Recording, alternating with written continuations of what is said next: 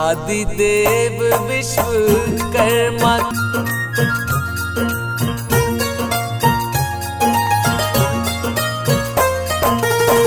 आदिदेव विश्वकर्मा ने हेतु सृष्टि प्रसार।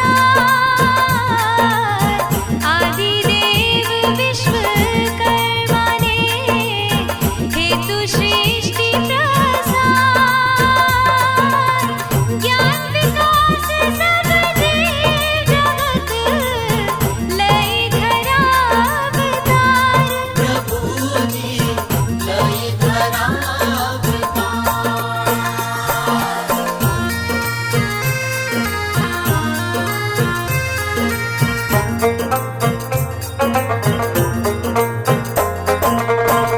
सप्तऋषि ब्रह्मांड में जाने जगत जहान। सप्तऋषि ब्रह्मांड में जाने जगत जहान। उनमें एक ऋषि अंगिरा जिनकी महिमा महान। महर्षि अंगिरा भये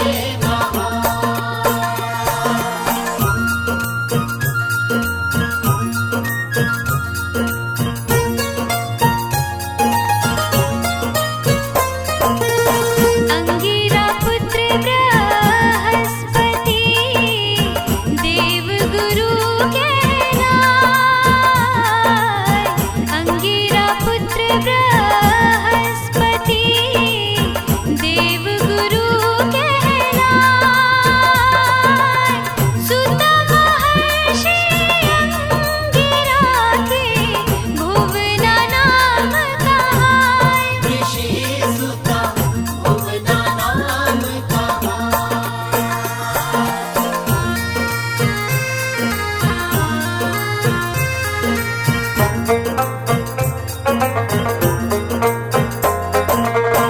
अष्ट वसु ब्रह्मांड में आठवें वसु प्रभात। अष्ट वसु ब्रह्मांड में आठवें वसु प्रभात। जिनका सुयश चारों तरफ फैला जैसे प्रकाश। वसुयश फैला जैसे प्रकाश।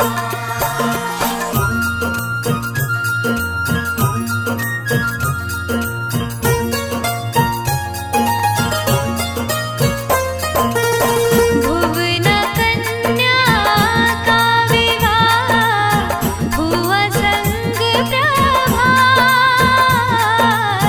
भुवना कन्या का विवाह हुआ संग प्रभास। चहुर मंगल गया पुष्प वृष्टि आकाश। प्रभु जी पुष्प वृष्टि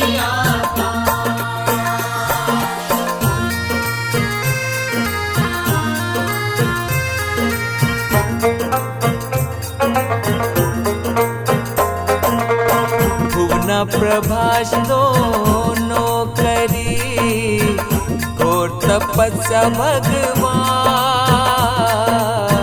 भुवना प्रभास दोनों करी घोर तपस्या भगवान। आदिदेव प्रकट भये मांगो कुछ वरदान। प्रभु से मांगो कुछ वरदान।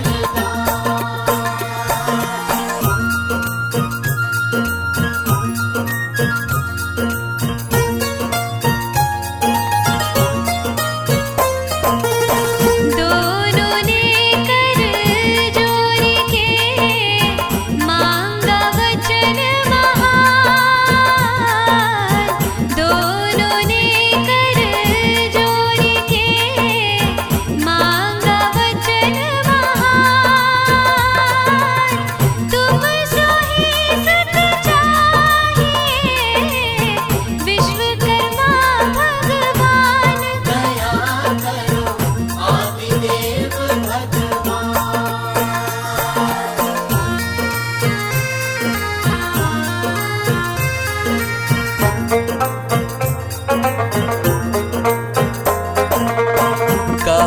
तथास्तु दोनों से हो गए अंतर ध्यान।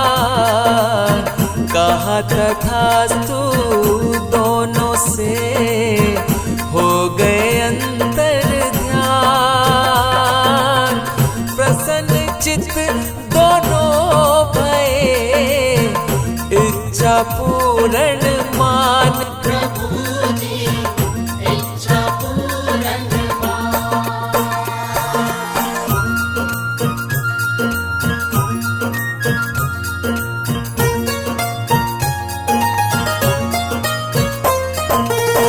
माघ शुक्ल त्रयोदशी दिन रहा शुक्रवार। माघ शुक्ल त्रयोदशी दिन रहा शुक्रवार।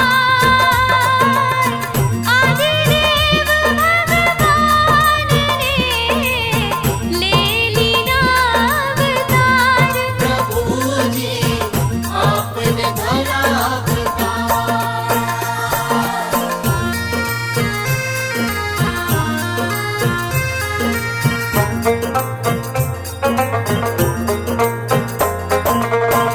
माँ भुवना की गोद में तिलक रहे भगवान।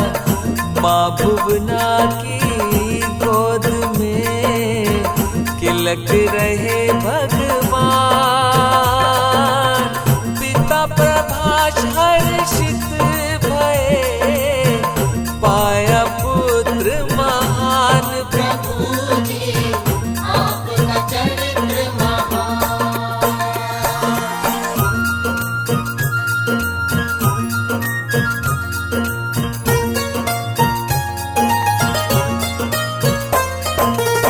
धीरे धीरे बड़े हुए विश्वकर्मा भगवान। धीरे धीरे बड़े हुए विश्वकर्मा भगवान। बाल सुलभ लीला करी हर्षित सकल जहान।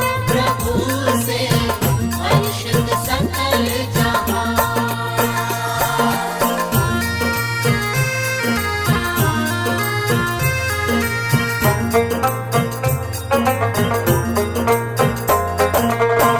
विश्वकर्मा के रूप में देख गुणों की खान। विश्वकर्मा के रूप में देख गुणों की खान। मात पिता प्रसन्न हुए धन्यवाद भगवान। दोनों ने धन्यवाद भगवान।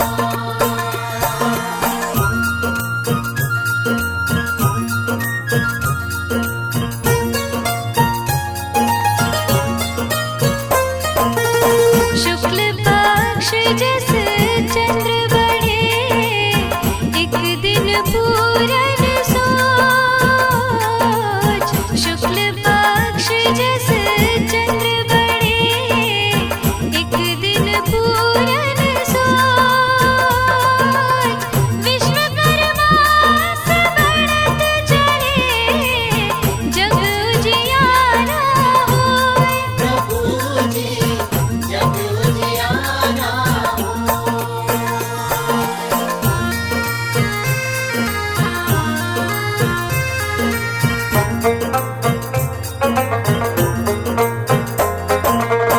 चमत्कारी कारज किए रचना शास्त्र पुराण। चमत्कारी कारज किए रचना शास्त्र पुराण। अथर्ववेद और शिल्प के रच दिए ग्रंथ महान। प्रभु जी रच दिए ग्रंथ महान।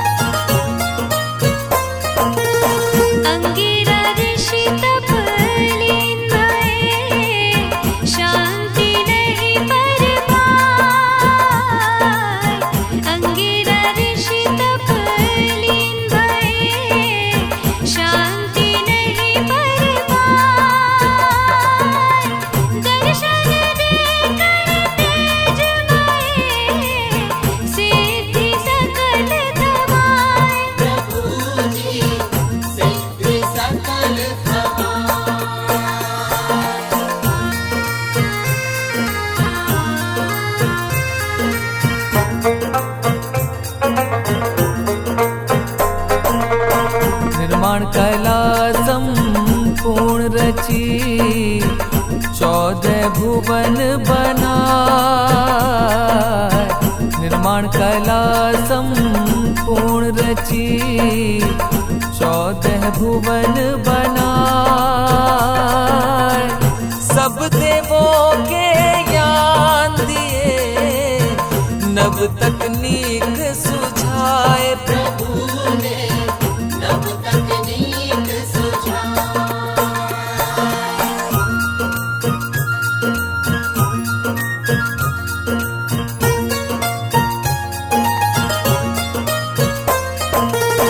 विज्ञान ज्ञान निर्माण के आप भये प्रतिरूप।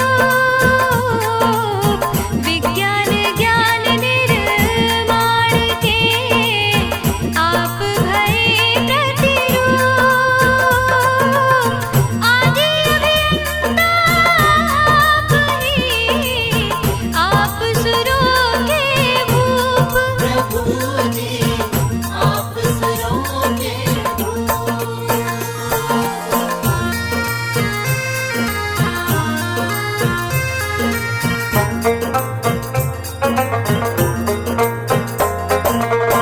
युवा अवस्था में हुआ प्रहलादी संग ब्याह। युवा अवस्था में हुआ प्रहलादी संग ब्याह।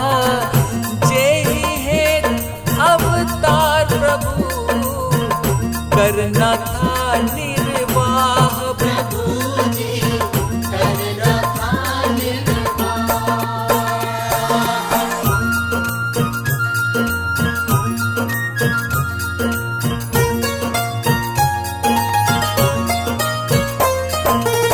सृष्टि प्रसार सकल दिसि 5 पुत्र जन्माए। सृष्टि प्रसार सकल दिसि 5 पुत्र जन्माए। 5 सुता को जन्म दिए सब संस्कार सिखाए। प्रभु जी सब संस्कार सिखाए।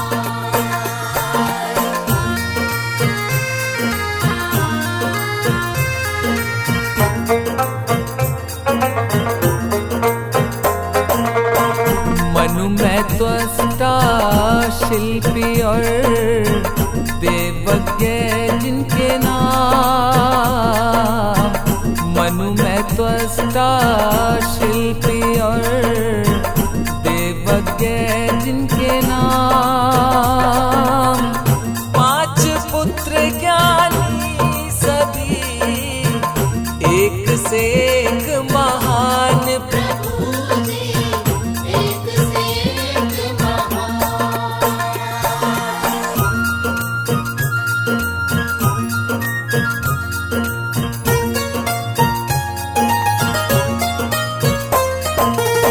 विज्ञान ज्ञान तकनीक और शिल्प शास्त्र का ज्ञान। विज्ञान ज्ञान तकनीक और शिल्प शास्त्र का ज्ञान। यज्ञ पठन पाठन कला वेद शास्त्र विज्ञान। प्रभु जी पारंगत विज्ञान।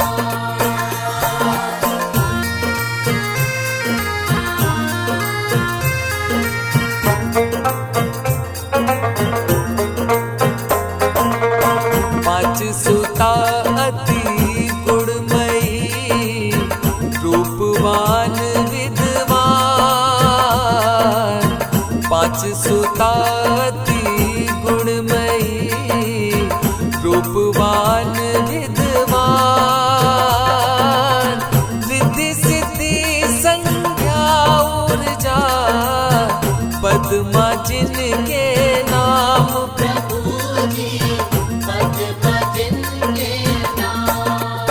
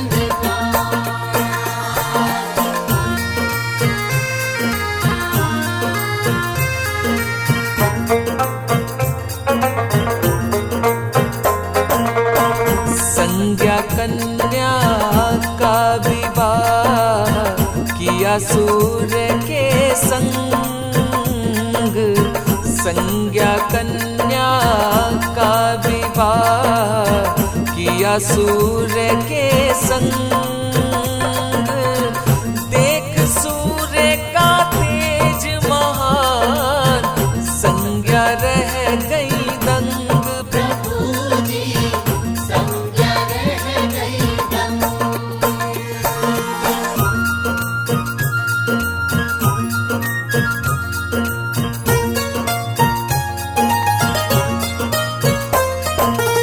छाया खुद की भेज दी पति सूर्य के पास।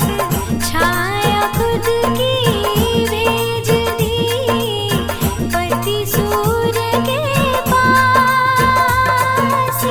वापस पिता के पास गई होकर बड़ी उदास। प्रभु जी होकर बड़ी उदास।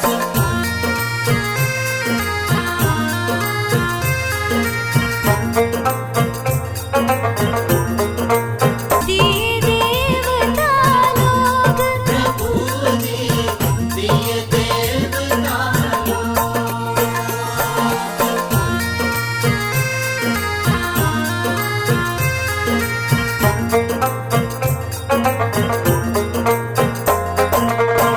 चक्र सुदर्शन कृष्ण को, ब्रह्मा को ब्रह्मास्त्र।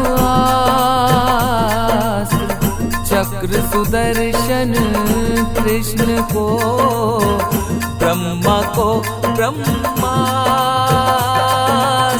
शंकर को त्रिशूल दिए, देवों को दिव्य अस्त्र। प्रभु जी देव को दिव्यास्त्र।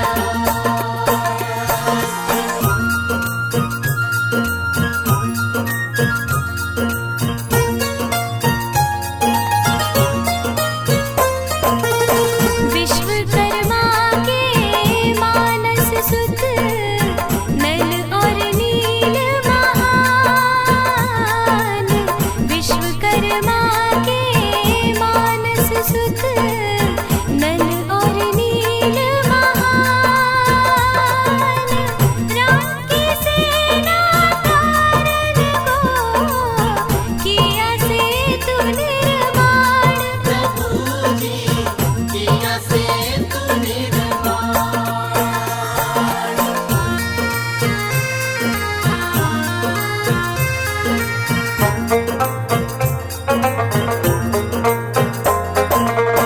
सोने की लंका रची, शंकर को दीना।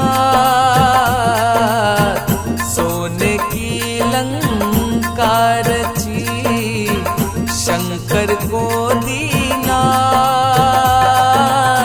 शंभु ने भी रावण को, जिसके 10 सिर नाथ। प्रभु जी जिसके 10 सिर नाथ।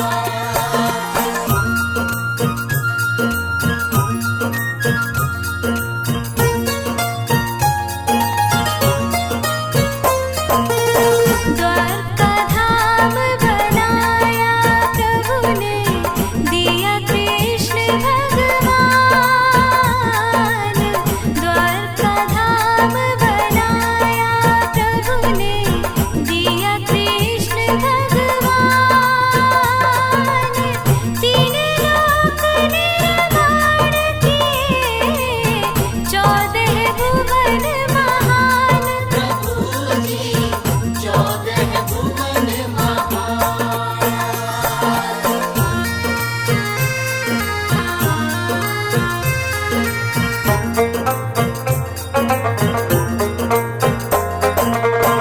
निर्माण कला जो भी करे, पूजे वास्तु दे।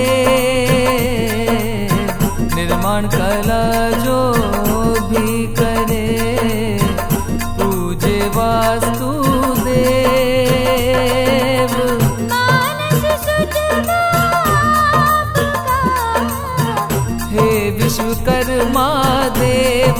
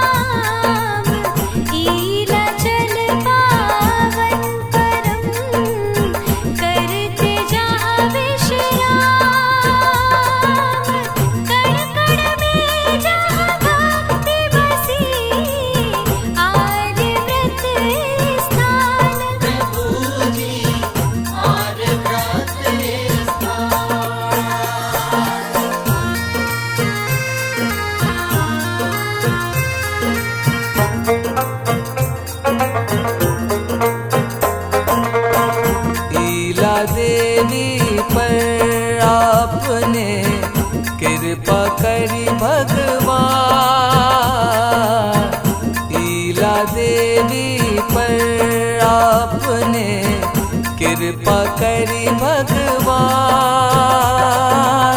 संकट मोचन बन गए आप है धन्य महान। प्रभु जी आप है धन्य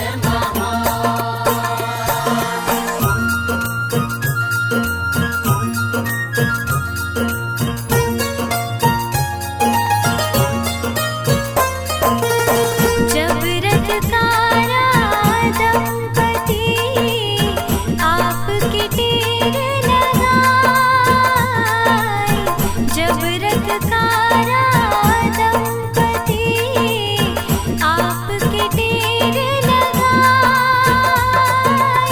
सुनकर विनती दीनों की तुरंत ही करी सहाय। प्रभु जी तुरंत ही करी सहाय।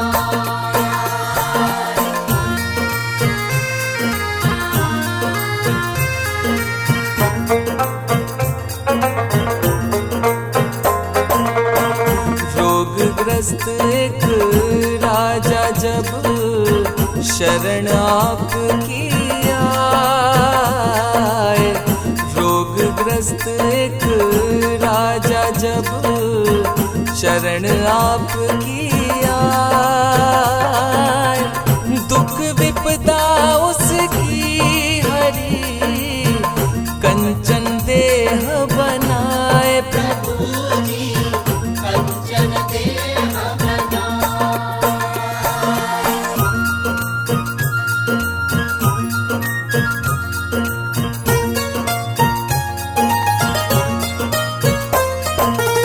जो भी शरण पड़ा आपकी खुद का अहम मिटाए, जो भी शरण पड़ा आपकी खुद का अहम मिटाए, गले लगाया आपने दीन कष्ट मिटाए। प्रभु जी दीन कष्ट मिटाए।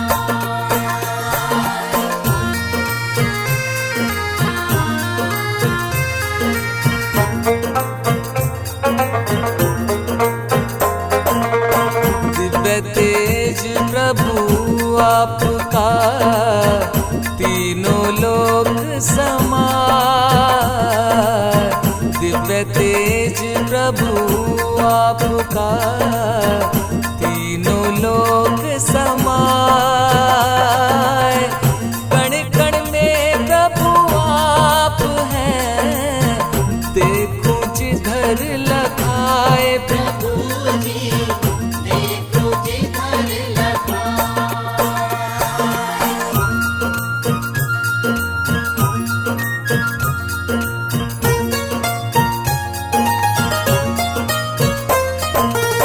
हानि लाभ जीवन मरण देने वाले आप, हानि लाभ जीवन मरण देने वाले आप, शरणागत वत्सल प्रभु मिटते सबके पाप। प्रभु जी मिटते सबके पाप।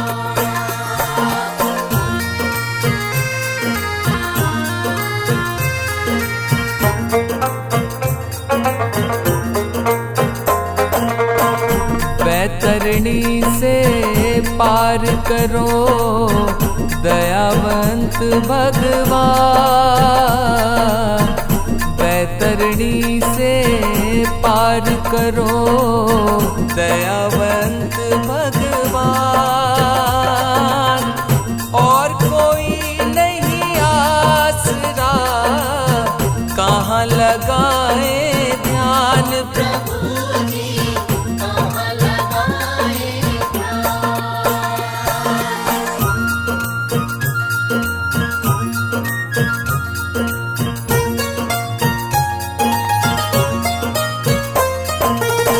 विश्वकर्मा भगवान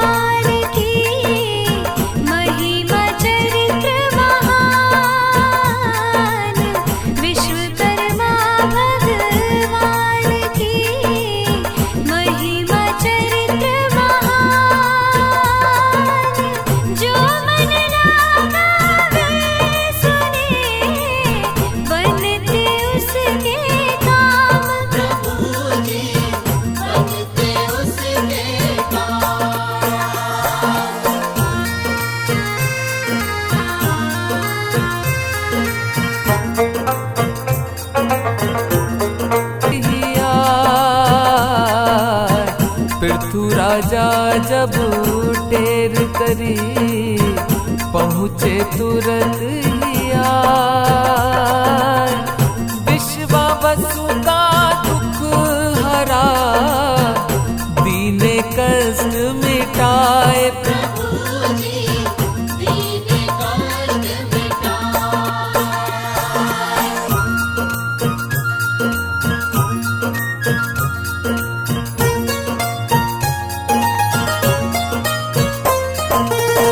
इंद्रप्रस्थ राजधानी बना पांडव राज महान। इंद्रप्रस्थ राजधानी बना पांडव राज महान। राजसूय यज्ञ यहाँ भया पूज्य कृष्ण भगवान। प्रभु जी पूजे कृष्ण भगवान।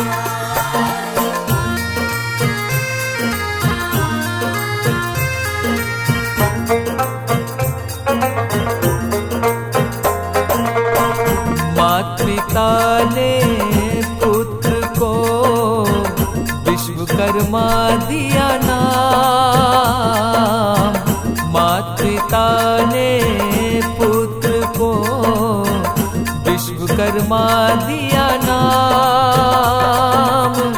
इसी नाम जगत रमा जीव जंतु सब प्राण। प्रभु जी जीव जंतु सब प्राण।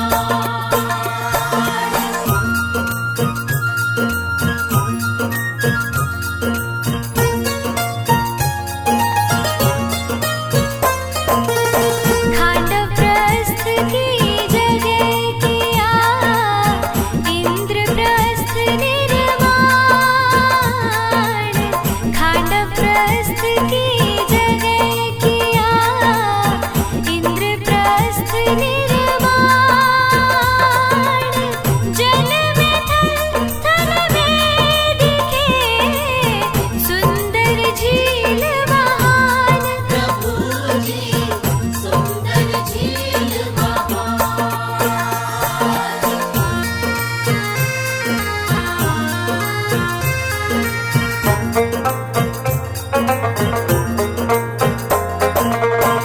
प्रेम सहनसर नाथ के चरणों की है धूल। प्रेम सहन सरनाथ के चरणों की है धूल। कीनो माफ करती प्रभु जो भी हो गया